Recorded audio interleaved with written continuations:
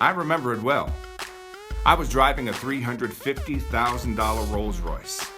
Sean P. Diddy Combs was in the back. I would always say to myself, life doesn't get any better than this. And that's when I heard his voice. Go tell people what I've done for you.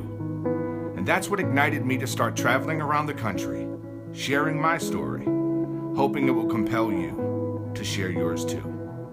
I grew up never meeting my father, never have heard his voice, never felt his embrace. And so I grew up as a young boy, angry. And anger for me always turned into violence.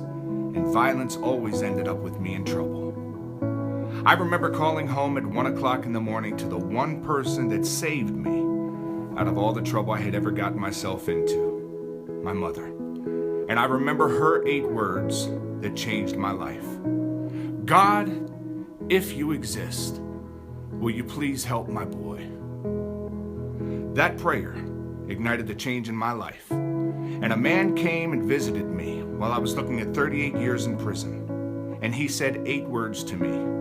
You look burdened.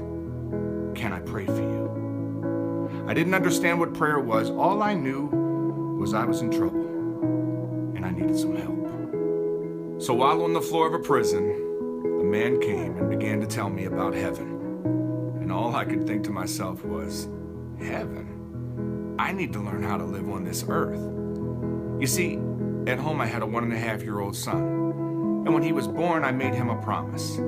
Son, I'll always be here for you. I'll never leave you. You see, I didn't want him to grow up like me, angry, because my father wasn't there. And here I was breaking the very promises that I had made to him.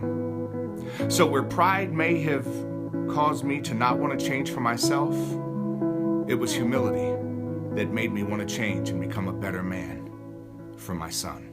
And it was there that I needed an example of the man that I could become. And so I began to read my playbook and learn about the man, Jesus Christ. I didn't realize that the struggle would be greater once I got out of prison than it was while I was in. You see, I couldn't get an apartment in my own name. I wasn't able to get hired by any corporations because I'm now a convicted felon. So I ended up working security, not knowing that I was going to fly around the world on a private jet plane with Jennifer Lopez. You see, I thought that that was going to become my career, but God showed me that it wasn't a career at all. It was a platform that would make people interested in hearing my story. I now travel with an organization named Bill Glass Behind the Walls. For 44 years, they have trained people like you and me how to share their story and how to share their faith in Christ Jesus with other hurting people. Will you come with us? Let us train you so that you're not just someone who prays, but that you become someone who's the answer to someone else's prayer. Will you come?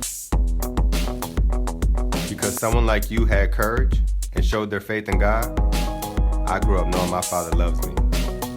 Thank you.